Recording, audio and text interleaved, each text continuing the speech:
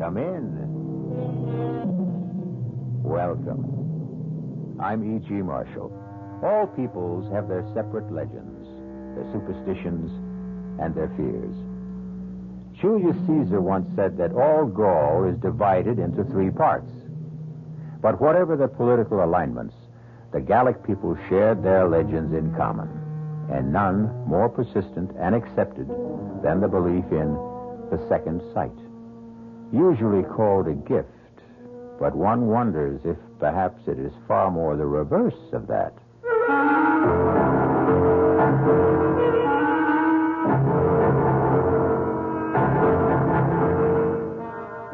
Our mystery drama, The Unearthly Gift, was written especially for the Mystery Theater by Ian Martin and stars Betsy Palmer.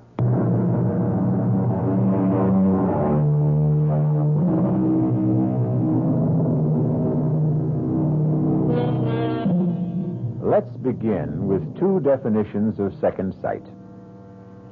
The unearthly capacity to see things impossible for ordinary people to see, or the ability to foretell events in the future from the shadows they cast before them. A talent bequeathed to a large, raw-boned, and rather plain girl called Ruth Ann Mitchell. She and her grandmother, Bridget Carney, are the only women at a lumber camp high in the Bitterfoot Range, which sprawls across Idaho, Washington, and half of British Columbia. Ruth and Granny cook and keep house for the lumberjacks. And what can I say, Mademoiselle? And Granny, we feel very bad, especially Big Red. He was up there with Jason. I told him 100 times to use a double rig, but he never wanted to listen. Where is Jason? He is in the wagon with Ruth. We'll have to take him down the mountain to Rockfall and the main office. I want to see him. No, I think that is not a good thing. He fell 500-600 feet into that ravine. I want to see him. Let her, if she wants. Now, you'll hurry back. Just as soon as I'm sure Jason gets a burial be fitting him. You've got room to take me, Frenchie. Mais oui. If you are sure you must. It's what I owe him. Not enough, but all I can do. Oh, Granny, if I knew, why couldn't I have stopped it? How can you hold back the hand of God, child?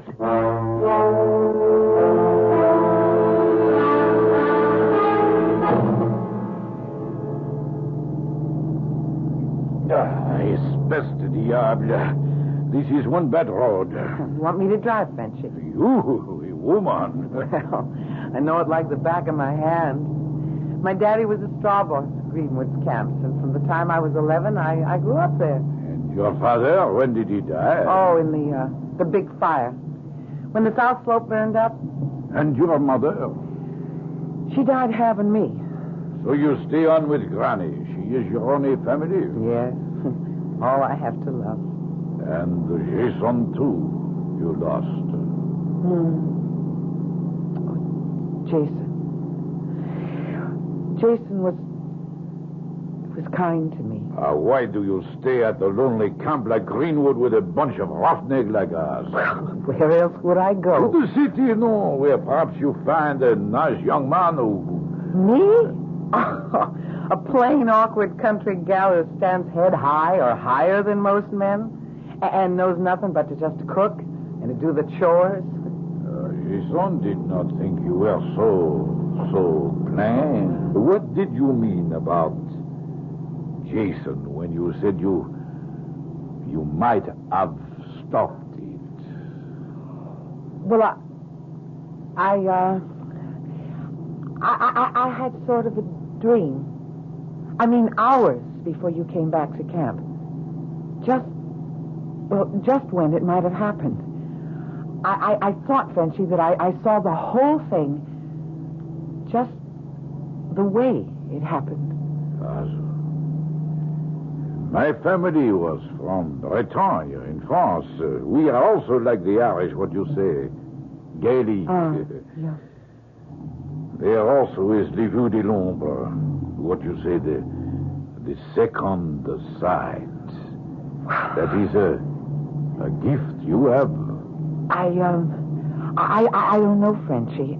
I just don't rightly know. I don't suppose I really ever want to know.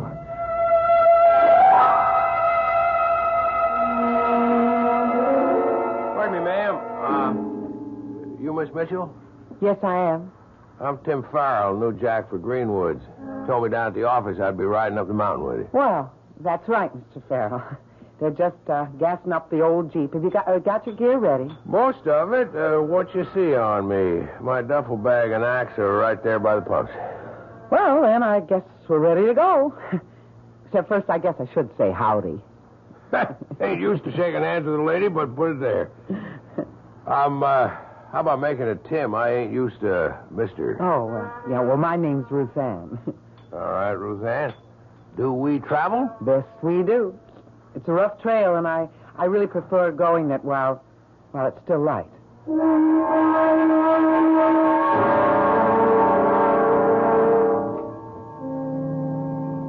This old Jeep handles real nice. You were right about the trail. Maybe I should have let you drive. Well, I knew you figured I shouldn't. It's kind of nice to be a woman and just to sit down. Besides, you handle the Jeep real good. Farrell, You couldn't be Irish. Some generations back, mostly, though I'm just a roving lumberjack. Born in Montana, never been out of 7 northwestern states in the good old U.S. of A. I don't figure you for all of that Irish either. Well, not so much on my father's side, but all the way down on my mother's. Oh, wait till you meet her mother, Granny Bridget. She cooks chow for all you jacks. Good chow? Best you've ever tasted. And I'm in love with her already. Now, what do? Well, I help her. Well, now, there's something to consider. If Granny comes through as strong as you promise, I may be half in love with you already without knowing.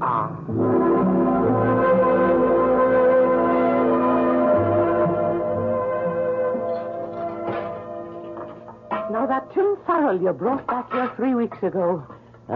He's a charmer, he is. Yeah, I think so, too. But what, dear? Well, I don't know how to talk about it, Granny. You see something in his future? I don't want to talk about it yet. Yet? It just doesn't come clear. It's a full moon tonight. I reckon I'm just going to walk myself some more before I go to bed. Is it Tim you're going to meet? It's no one at all but my own thoughts. Or maybe just to be alone and remember Jason. Don't wait up for me, Granny. I'll not close an eye till I know you're back home safe and sound.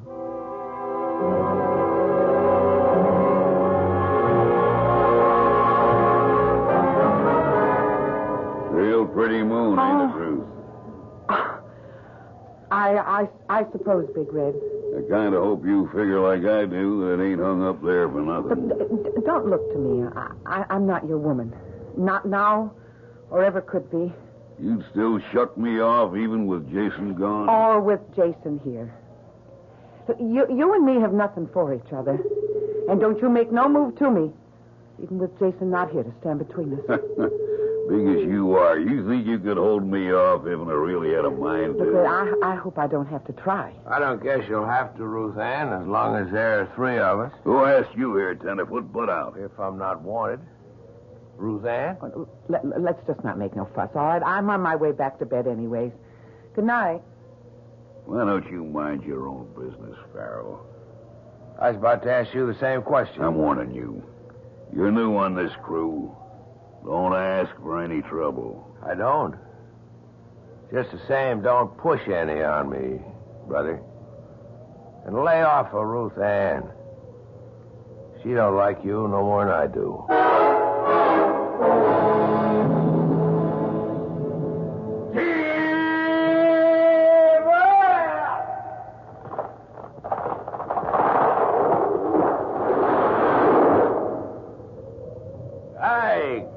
she come down. Whoa, so bad, eh? That even. No sight more beautiful, no sound nearer the heart. When you start stripping here, Big Red and me, we cut out the next big tumble, huh?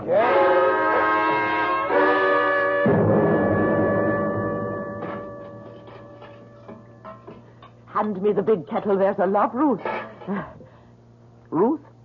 Oh, I'm sorry, Granny. I was thinking of Tim Farrell. Oh. I thought maybe that walk under the moon last night might not be all by yourself. Did you meet him then? Yep. Good I did, too. Big Red was pestering me again, just like before Jason died. You tell him he as much as lays a finger on you, and I'll put broken glass in his grits. Now, don't you let that blowhard bother you. Well, it's not him that I'm worried about, Granny. It's Tim. Why? I'm trying to fight it. But I see it. There's death. The shadow of death over Tim's shoulder. And I'm somehow in the shadow, too. Oh, Granny, why do I have to see it? And then still know that I can't stop it? Oh, now, Mavournin. Don't wreck your heart with what can't be changed. I told you before, Granny. I won't sit by if... What is it, Colleen? What are you staring at? I see him now. They've topped a tree. And Tim's stripping it. He's all alone in a... No! I've got to stop it. I've got to stop it. Dear Mary in heaven, watch over my lamb, whatever the Lord has marked her for.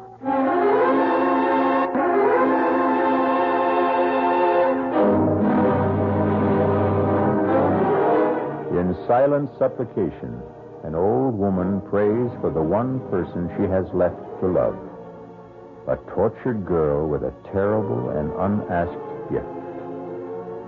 What has that inner eye revealed to Ruth Ann as she races up the lumber trail to try to stop whatever threatens Tim Farrell?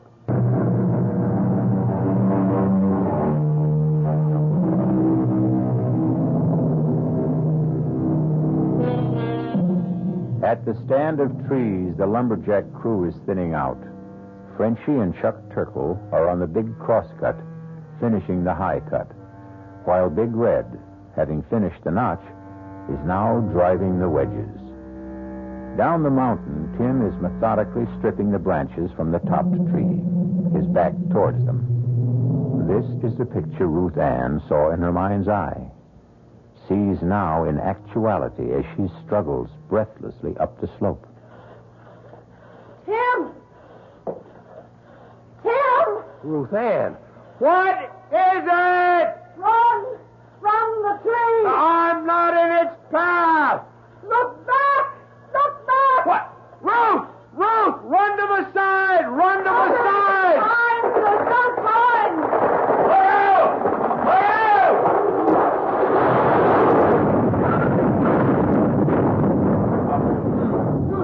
Oh, I sure would never want one closer than that. You are right, Ruth Ann. You covered me with your body. Well, you risked your life to try to save me. I can't figure why we're not playing pulp. That tree was headed straight for where I was standing. What made it turn aside just far enough to miss us? The hand of God. Miss Rose, Tim, how you are now? No, it's all right, Frenchie. I don't know what happened. Warpath was set for 45 degrees off your line. That no good tree. Sure you ain't neither of you hurt? I took a pretty good lick across the back from one of the branches. No, don't move, Tim. No, I can't keep lying on you. I know Miss Ruth is right. Charlie has gone for the stretcher crew. Don't move till they are here. Yeah, but I can't keep lying. I don't mind, Tim. I don't want you to move. You listen to a woman when she talk. If there is something and your back is broke, Yes. you move. You risk your life. Why take a chance?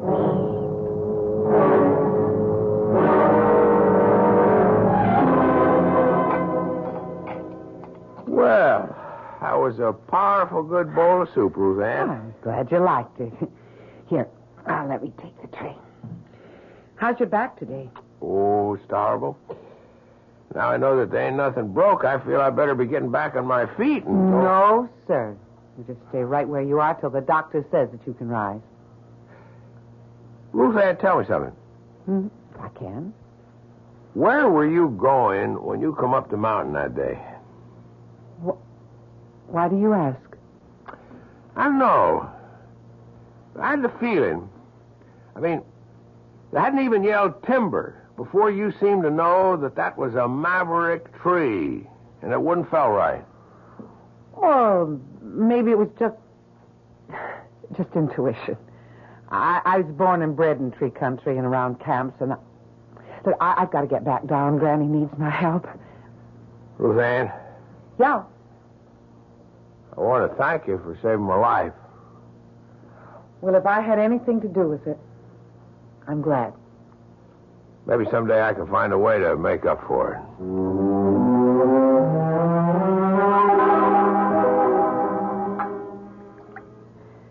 So it's taken you are with our boy upstairs. Tim? Well, he saved my life. I thought it was t'other way around. I mean, with the branch he took across the shoulders would have caught me right across my neck, Granny, and snapped it like a chicken. He's a good lad. Are you in love with him? Tim's not for me, Granny. Or any man. Oh, now, Makushla, what makes you say the like of that? You know, Granny, I don't want the gift, but I can't escape it. It's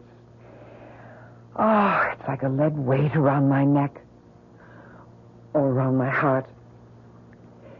Did my mother have it? Kathleen?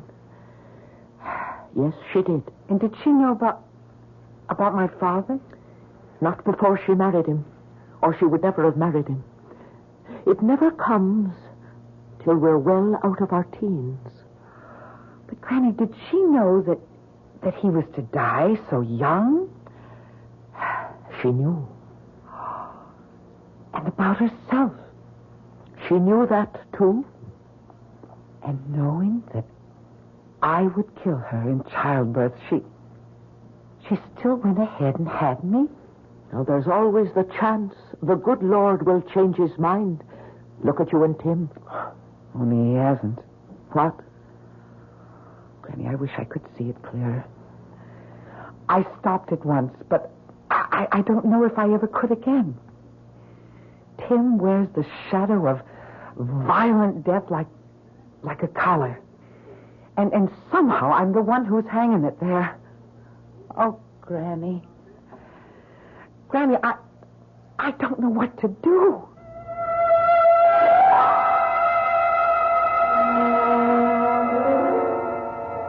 Hey, Tim. Hi, Chuck. How's it going? Well, I reckon I'm about ready to come back and pull my weight. I'm getting tired of just chopping firewood. Yeah, it's putting you back in shape, though. I hope. You sure are one lucky tree, Jack. When that big old tree kicked around and started to fall out of line, you was dead in its tracks.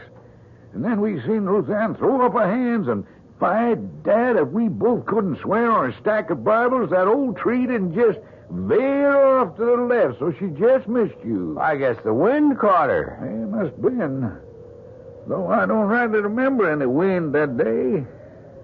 Chuck, I want to ask you if you remember something else about that day. Well, sure, ask away.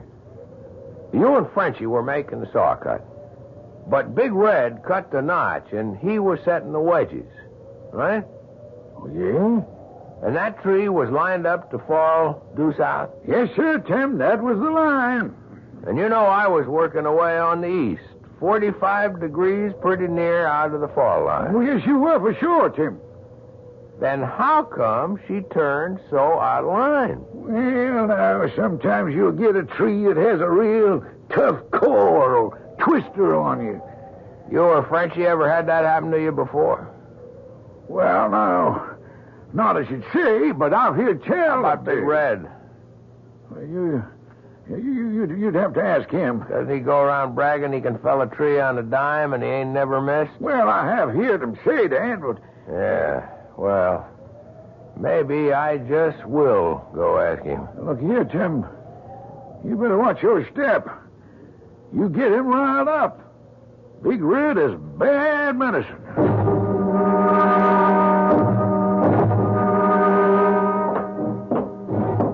Hold it just a minute before you go inside, Chuck. Oh, hi, Big Red. What was you and Tim Farrell getting your heads so close together over up there by the woodpile? Oh, we was just chatting. I seen he was asking you a powerful lot of questions. I'd like to know them questions. And your answers. Oh, Big Red, you're like to break my I arm. might just do that if you don't loosen up. Well, I don't want to make no trouble. Any trouble I'll handle. You talk. Don't leave nothing out. I want every word.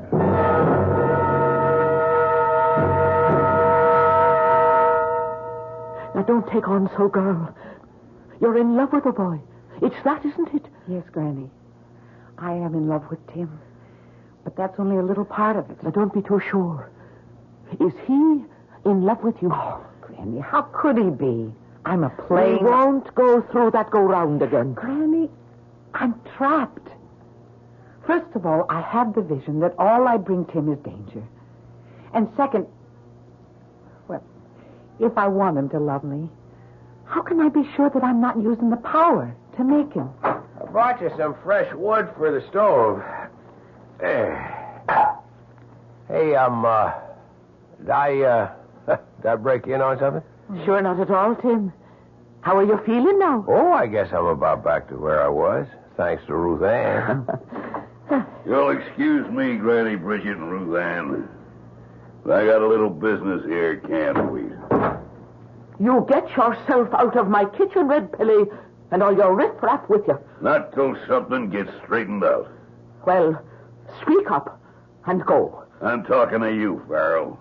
And this time you ain't hiding behind any skirts. Chuck Turkle here tells me you're bad-mouthing me. Trying to say I dropped a tree across your back. I hadn't faced you with it yet.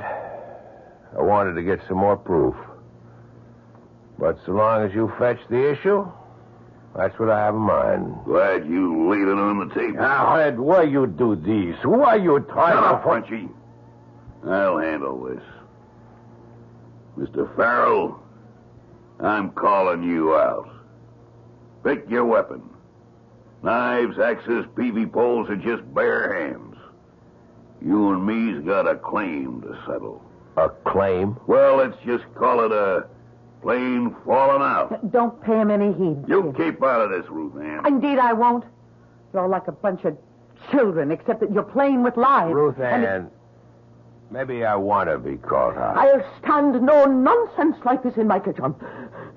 Near under 50 years I've served this camp, and I've never tolerated brawling in my kitchen. So you'll all take yourselves out of here before I... Hey, Granny. Come on, get no back, you old kids. Give us some air. Ruth Ann, is it her heart? I don't know. I've never seen Granny sick before. Frenchy, go bring the wagon. We're taking her to town and the nearest doctor. You speak well. I bring the wagon to the door. Granny? It's nothing. It's just a little fainting spell. Oh, darling. Maybe I'm getting too old for so much excitement. Where's Ruth? Oh, I'm right here beside you. Put your arms around me, Makushla. All right, now the rest of you stand back. Don't crowd. Move back. I'm still crowding you, Farrell. Not now, Big Red. There's a time for everything. Yours and mine will come. Name it. When I take Ruth Ann and Granny Carney down the mountain and make sure Granny has proper care, I'll be back. With Ruth Ann? That's up to her. If I had my If way... you're coming back, Tim, I'm coming too. Why? There are 45 lumberjacks that still got to be fed till other arrangements are made. Granny will insist on that, and then... Then what? Whatever's got to be unwound among us, it's going to take the three of us do it.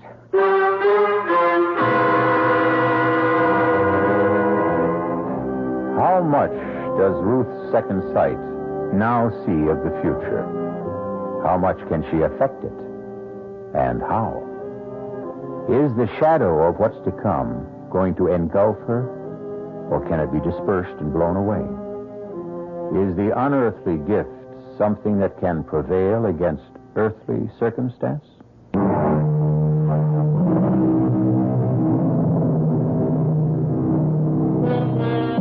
Rock Falls boasts a livery stable, 3 assorted garages, a choice of hotels, no hospital, but a small clinic with 4 beds and a first-rate, if overburdened, general practitioner. It couldn't have mattered less. The most efficient and highly staffed hospital would not have saved Bridget's tired heart. Like a stout old watch, the bearings were worn, the mainspring slackened. Are you there, Ruth Ann? I'm here, Granny. I'm going away, you know. Oh, no. Yes, I can see it in your eyes, Mavourneen. You know. Promise me something. What? You won't go back to that camp. Granny, who's to cook for all the men? Then find another. There ought to be something better in life for you. I don't know what it should be. You're telling me that you and Tim... Granny, me and Tim are a dream of yours. Because you want only the best for me. But even if it could be, you know what lies between us. The gift. Or by another name. Curse. Where is he now? He's gone back to camp. And you let him go? How could I stop him? And I was needed here. No longer. Now go and follow him. And leave you here. My time is used up. Come close. Granny, I'm never very far away from you. Soon you will be. Let me say this while I can. Some of us are the lucky ones. I was. How? I had the gift as well. Little I wanted it. It was clearer than yours. So I knew just exactly what to expect. I knew your grandfather, like your mother's poor husband, would have gone from me early. Granny. Forgive me, child. I was just looking down the long corridor of time that I've left behind. Where was I? It doesn't matter, Granny. Oh, yes. Yes, 'twas this. About the gift. It came to me late and left me early. I can wish you only the same. The earlier, the better. You mean suddenly the second sight stopped? It wasn't there? That's what I mean. If I still had it, wouldn't I be able to read better for what you're to do? But how can you know if it's gone? It's like love. When love comes, you can't mistake it if it's for real. And when the gift goes, you'll know it. Just as sure. I love you, Ruth Ann. My love shall make you free.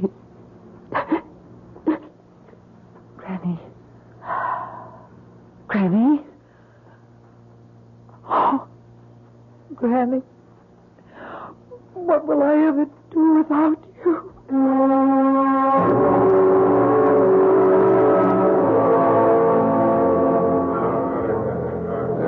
Mes amis, by the old logging roll, this contest is to the finish. By selection of both contestants, there is no weapon but the human hand. First, I ask each if they must fight. Big Red, No man's gonna make the kind of charges Tim Farrell's been making about me behind my back. And Tim, Red Pelly rules this camp and all of you by fear. It's time someone challenged him. I'm doing that. So you will come on, set the bail. Are you both ready? Let's get on with it. Tim. You heard the man. Let's get it over with.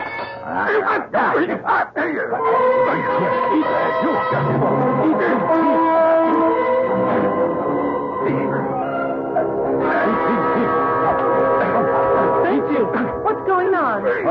Miss Rose, where you come from? The doctor drove me back. Stop this! Stop it! No. It's old log camp custom. You mean no one can stop it till one man is out cold. He's too big and strong for Tim. What I try to say, Miss Ruth, but your Tim feels he must fight. Yeah. If you won't stop it, I will. Ow. Because I will it. Like this. Okay, Tenderfoot. Now I'm gonna stomp the living hell out of you. I'm not asking no mercy. Come on. Just try to stop me. Just what? Here's one last go for luck. What the... Are you going to get up? I can't. You quit? I give up.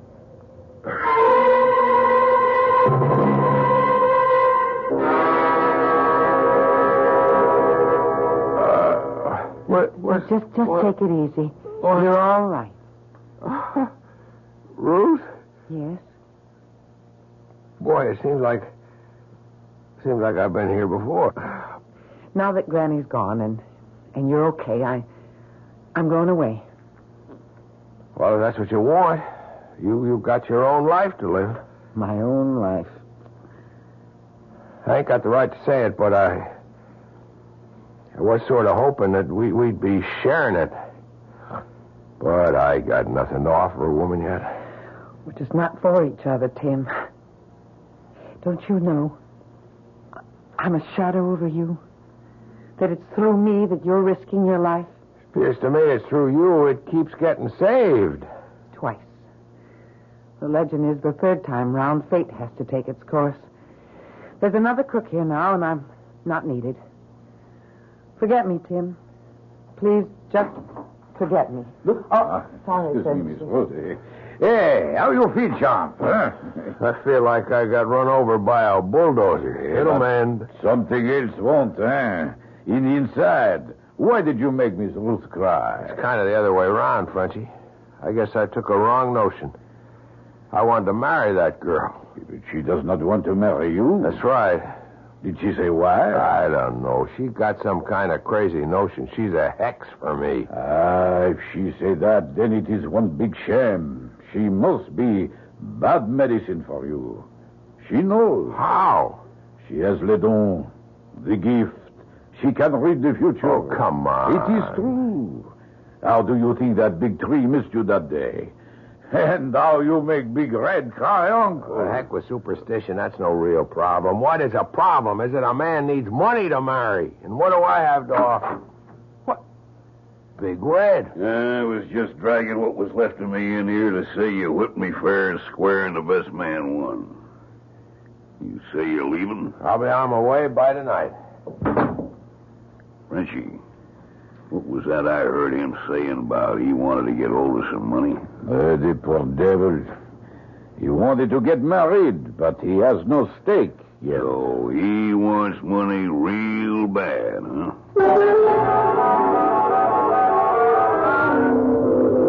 Why, Big Red, what are you doing so far from camp? Oh, just stealing me a little breather, Chuck, and having a stroll. Hefting your axe in your hand?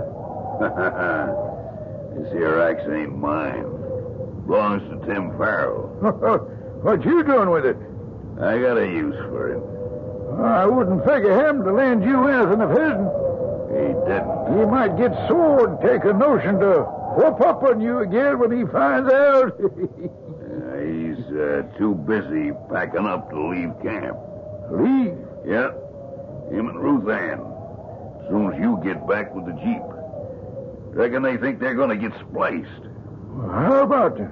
Give me a lift back to camp. Oh, sure. Hop in. Got the pay money? Yes, right behind us in the sack. All done up in them neat little envelopes, huh? Just like usual. It'd be a lot of money to steal. And there sure wouldn't be much doubt if a fella got caught quick enough just where it came from. Huh? What you talking about? Just keep on driving, Chuck. Only you take the road to the flume at the fork. I got some plans for you.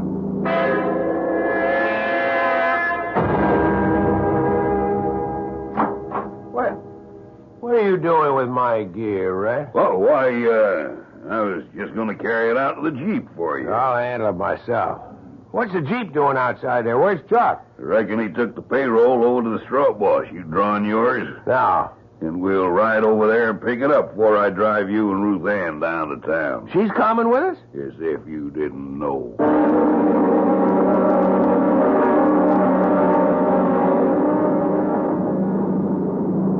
There's something funny going on. This isn't the way to the straw bosses, huh? Look out in back of you. What? Oh! It sure ain't, Mr. Loverboy. The road you're going this time, I'm sure you ain't coming back. I wonder why Chuck's so late getting back. I'd like to get down the mountain before dark. He should have been here at least 1 hour ago. I suppose Tim is going to leave with us. We have not much transport, Miss Ruth. Why don't you take a chance and stay with him? You don't understand, Frenchy. I do, but sometimes le bon Dieu is kind. And I think that Grand-Mère Brigitte would have wanted... Wait a minute, Frenchy. What is it? Oh, I see it now. I see it. Red. He has the payroll in Tim's duffel. He has Tim knocked out and tied up by the fork on the way down the mountain. And Chuck is trussed up just below the big flume where it spills into the catch basin. He'll drive Tim unconscious into the ravine and send Chuck to die, ground up in the logs in the catch basin. It'll look as if Tim killed him for the payroll. Sacre bleu, he must hurry. Frenchy, go get the rest of the jacks and save Tim, Frenchy. I'll go get Chuck free.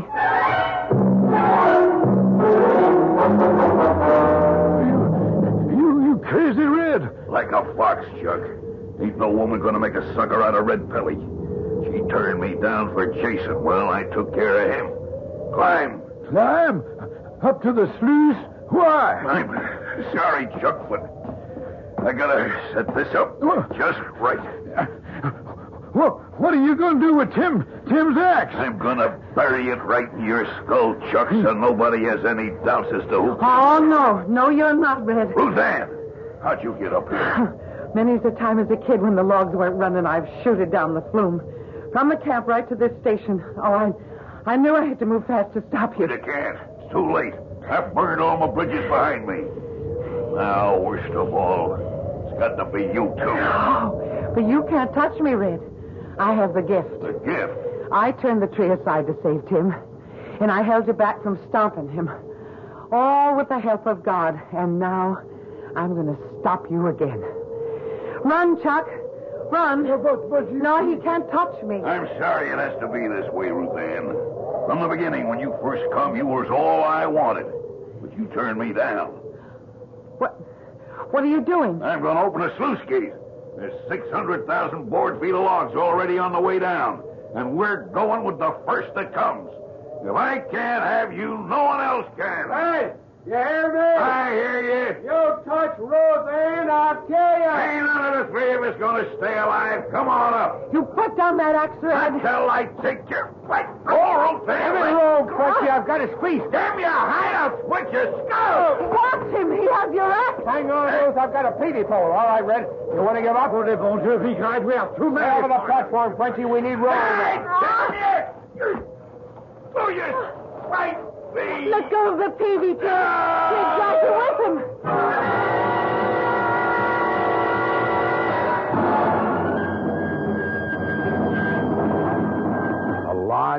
carried him right down the flume and over and into the catch basin. He was ground to pieces. I'm sure glad you're safe, Annie. Are you still going? Well, Red is dead, but nothing between us has changed. One big thing has. What? When I thought I had the power to stop Red, I found I didn't, Tim. I just had to rely on myself and hang onto the axe that he was trying to swing down on you. Are you telling me? The gift's gone. I don't have to be afraid anymore. It's a new life. It sure is. What did you call me back then? Annie. That's a new name for a new life. And the one that's going to be my wife's. Come on, Annie Farrell. Kiss me, if you like the name. Anything you want to give me is just exactly what I like.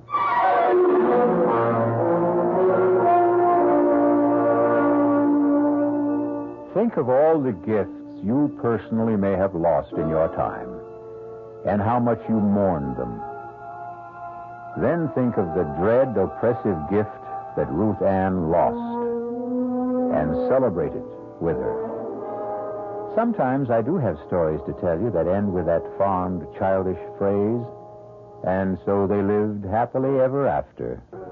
This is E.G. Marshall inviting you to return to our Mystery Theater for another adventure in the macabre. Until next time, pleasant dreams.